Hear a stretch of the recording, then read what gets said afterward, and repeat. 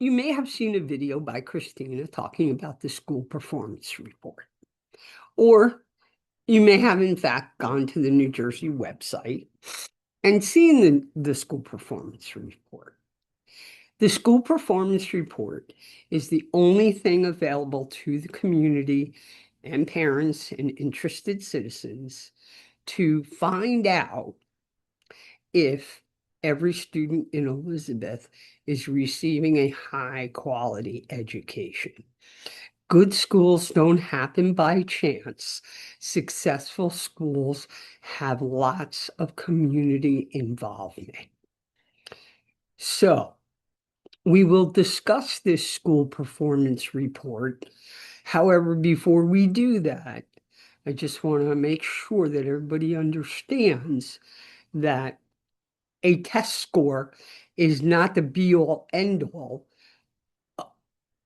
to decide whether a school is providing a high-quality education to every single student in that building.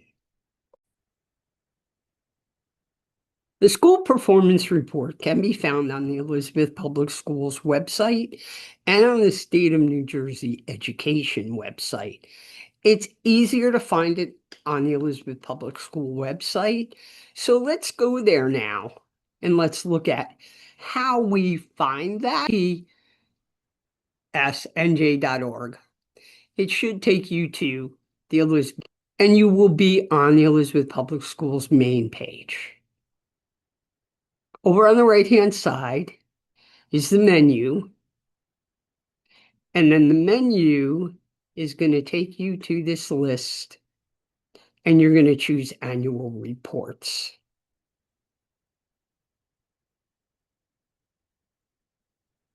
Now, bear in mind that early childhood is not included in these reports, nor are we going to talk about the high school.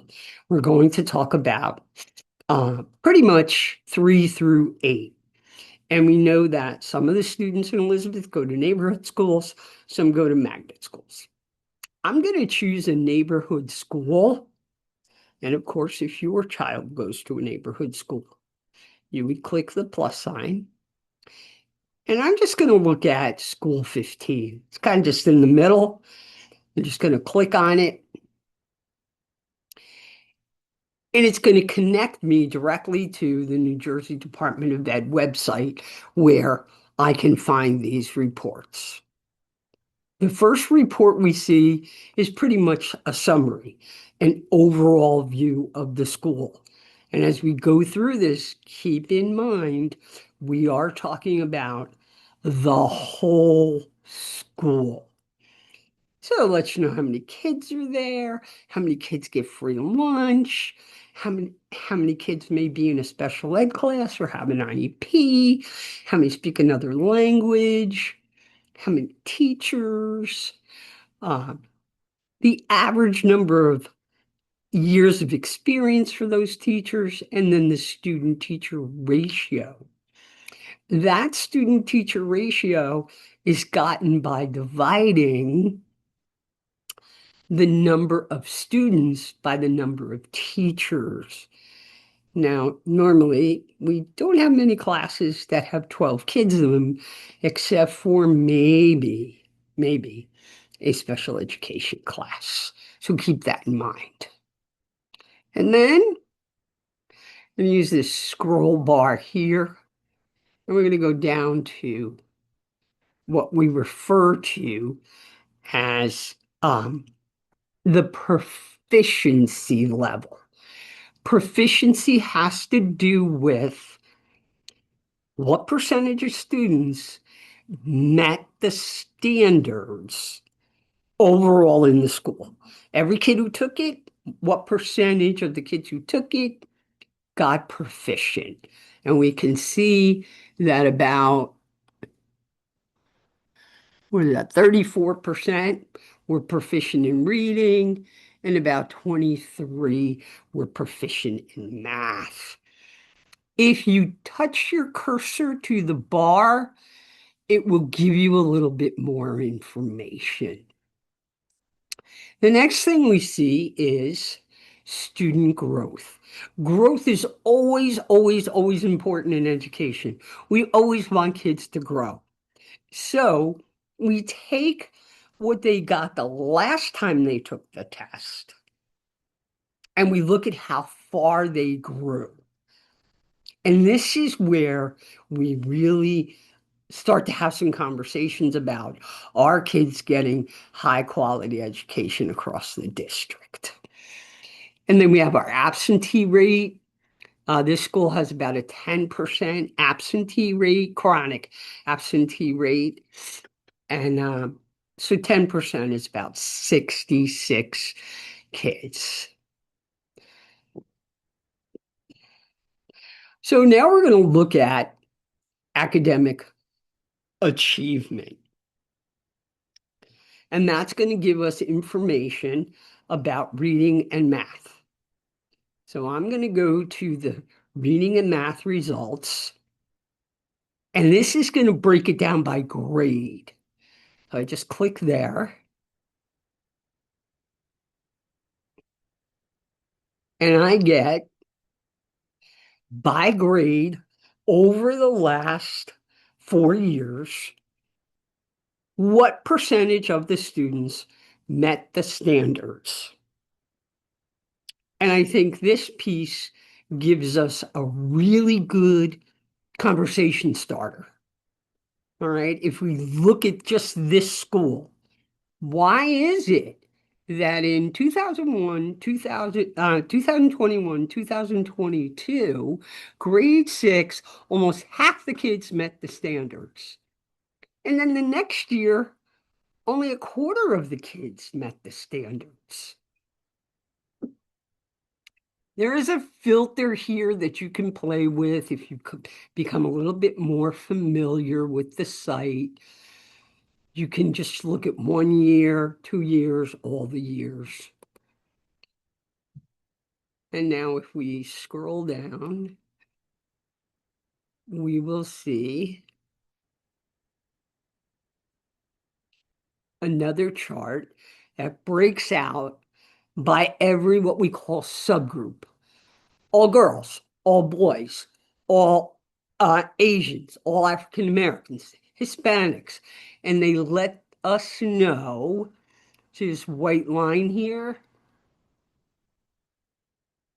Were they below the expectations? Now remember, the expectations are for every single kid in New Jersey, or were they above the expectations? And of course, if there's nothing there for that particular group, that means there's no kids in the group. And then we see the math, kind of the same information over a 4 year span. Immediately, I look at grade four in 21, 22. Just about 10% of the kids met the standards. And then all of a sudden we jumped and we jumped some more, but then we went down. And just looking at that, if every kid got the same access to the same quality education, why'd that happen? These are the kinds of things we're looking for. Why? What can we do to change that? How can we help? And then again, we break it out by the subgroups, okay? And again, the white line, were they below proficiency or did they exceed that proficiency?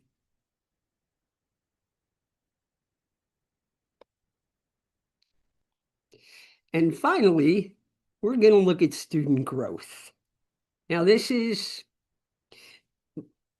what I think every parent, community member, board member should be really looking at. Did we grow? How much did we grow? You might need a second for it to fill in. So what we're looking at right now from last year, 23, 24, to the year we're looking at, 24, 25, in in reading, this school grew about 53 points, which is typical across the state. And the same for math. They grew, which is typical across the state. But remember, not every kid met the standards. So let's bring this down.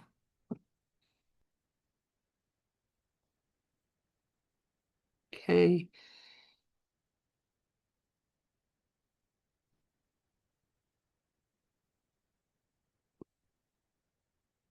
And then again, we break it out by subgroups.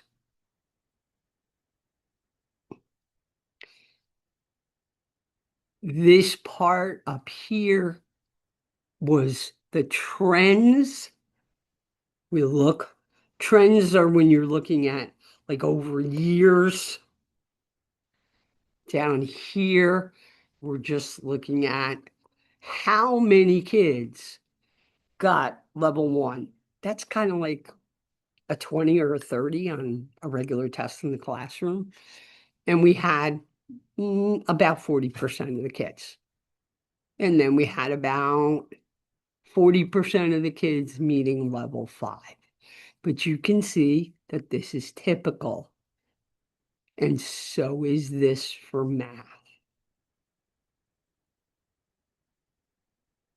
And then we look at by grade. How many kids in the fourth grade that met the standards?